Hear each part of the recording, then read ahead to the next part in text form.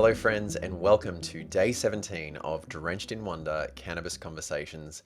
Friends, what are we talking about today? We are diving in for round two of cannabis and creativity.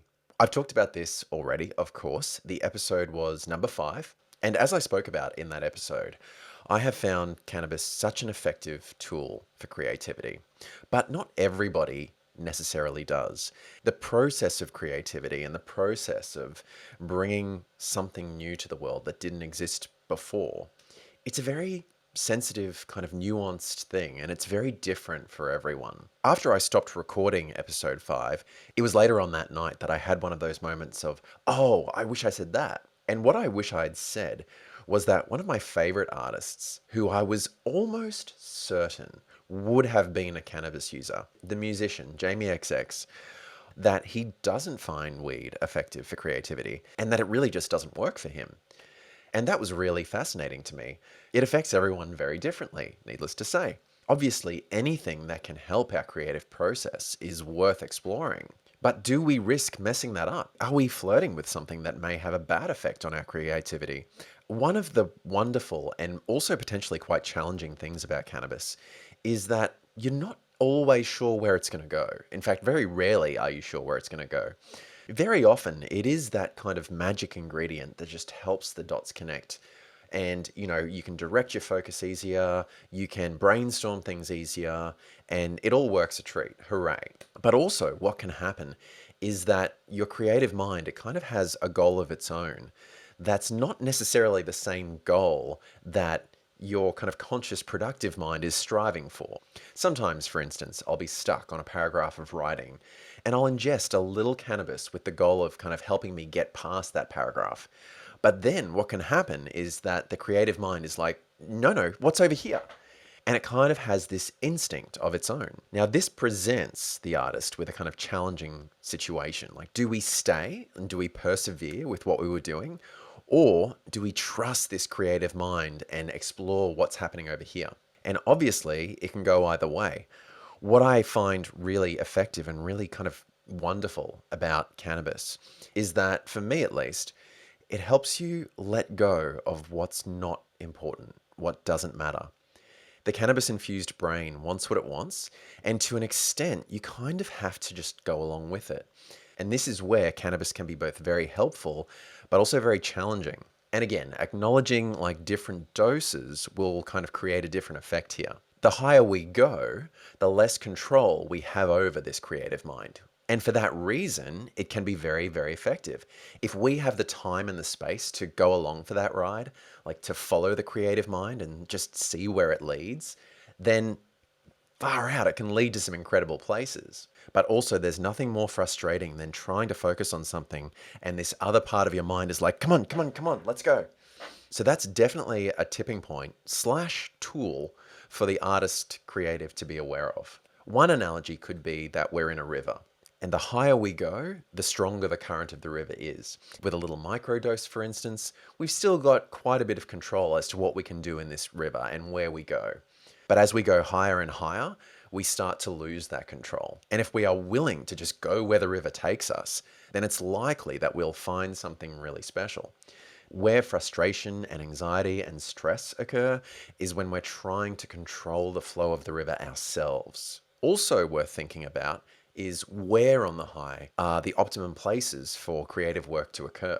Maybe the flow of the river changes. It starts off as like a rush and a surge and then just gradually calms down. In fact, that's likely how it is.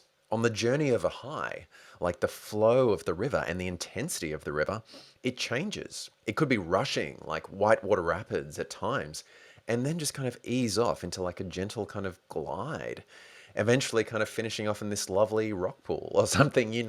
And at which points do we try to do certain things? At which points do we try to guide where we're going? At which points do we just completely like, okay, river, take me where you want to go?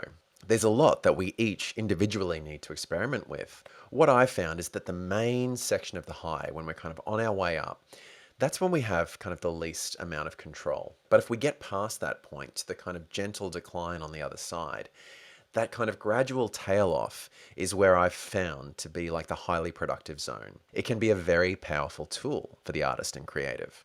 And this concept of allowing ourselves to perhaps get a little lost. For many, this is a scary thing, I imagine. I've spoken about cannabis with people who really just desire that control. And the idea of kind of letting go of that is just like, no, absolutely not.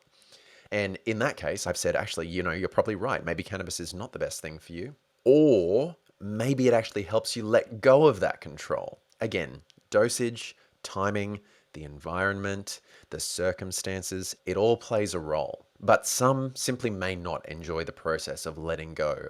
But the artist, are we not seeking to get a little lost? Something to think about. And I know I talk about productivity and, we want to take what we find on these journeys and make something out of them. But also there's something to be said for just exploring, This constant drive towards productivity is not necessarily always a good thing. Sometimes losing ourselves, again, with care and with safety and being very, very smart and responsible about it, of course. But sometimes losing ourselves is helpful. Sometimes what we find is just better. It's more nourishing. It's more nuanced. It's more kind of exciting. It's more useful. As always, friends, there is a darker side to this whole conversation. Obviously, if we do seek out the process of getting lost, we also need to balance that, of course. Cannabis can give us too many ideas, and that can be frustrating. The sparks are connecting like so fast, and there's so many. It's like, this is overwhelming. I'm losing ideas, and you're just kind of like, whoa. And then it's hard to even capture them, let alone kind of follow through on any of them. And then, of course, if our creative mind constantly wants to chase novelty, constantly wants to chase the new thing, if it gets a little sick of this thing that we've been working on for a time, and it just wants to go chase the next shiny creative idea, that can be challenging as well. I think that one of the most healthy things the artist and the creative person can do around cannabis is to see this as a door that we walk through with purpose, with some sort of intention, but also with a willingness to allow the experience to be what it wants. We may try to control the experience, and maybe we succeed in that, but ultimately allowing ourselves to go where the river takes us and to accept that that could be any type of experience. It could be wonderful, it could be discomforting, could be a little scary, but knowing that we're safe and knowing that the experience will come to an end, and then using what we've found to create something meaningful. For me, the best way I've found to use cannabis for creativity is microdosing. A very small amount to help those dots connect just a little easier. The river flows just a little faster, and it's not so fast that I feel like I've lost control. And how can we bring what we find back? And this is where a voice recorder and a notebook are tremendously helpful. Capture it quickly. Don't be tempted to edit immediately, because that can come later.